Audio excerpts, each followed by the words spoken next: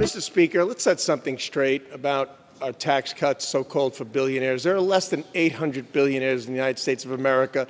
We kept taxes low for over 160 million Americans, and the Democrats all voted to increase taxes on 160 million Americans. As a matter of fact, most of those, Mr. Speaker, billionaires, over 70%, are huge Democrat donors. Why is the government still funding public television when most people have hundreds of channels, as has been mentioned, to watch their news or whatever they want to watch? Just because it's been around for 50 years, that's not reason enough. Unless we want to pass along $37 trillion and climbing of debt to our children, we have to start spending money on the must-haves, not on the nice-to-haves. And these stations are not only nice to have to some, they are not nice to have to most, and they are certainly not must-haves. Only in Washington, D.C., could politicians come to the floor and brag about cutting $9 billion from rural radio stations, while they 2 weeks ago voted to increase the deficit by $4 trillion. $4 trillion. Spare us these lectures. For years, Republicans have lectured us and the country about so-called fiscal responsibility, the deficit, the debt. And then they have the audacity to increase the deficit by $4 trillion to pay for tax cuts for the 800 billionaires that my Republican colleague from Pennsylvania is so carefully tracking. It's shameful.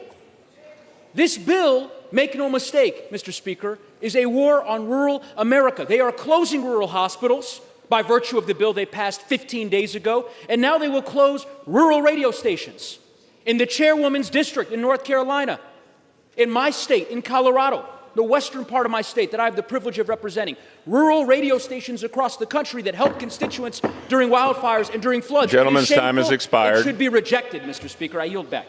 So here we are. Democrats couldn't seem to find a single thing to say about Epstein when President Biden was in office, but now they want to make this the centerpiece of their entire conversation.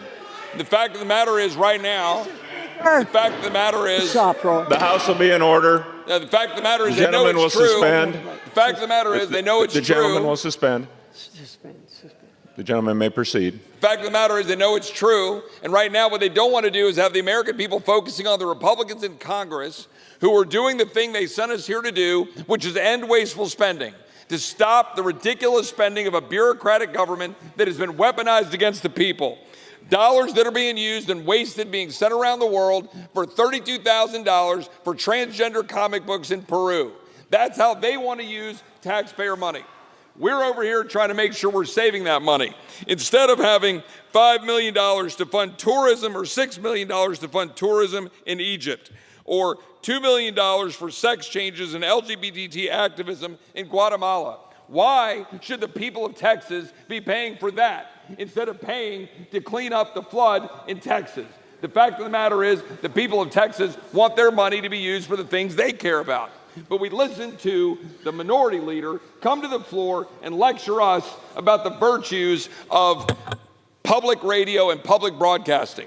Yet, nevertheless, the truth is it took NPR through Texas Public Radio 19 hours to post anything about the flooding on its social media pages after the floods hit in Texas.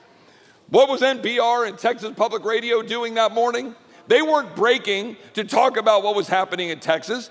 They were running ads saying people should call Congress to fund them. But the private stations in Texas were breaking to release reports and to tell people what to do, because that's what private stations can do, because they respond to the people, because they're locally owned, they're locally run, and they're not run by the bureaucrats from this town. The fact is, we're going to save money for the American people and end the absurdity of this leftist propaganda being put out under public radio. I yield back. Gentleman yields back.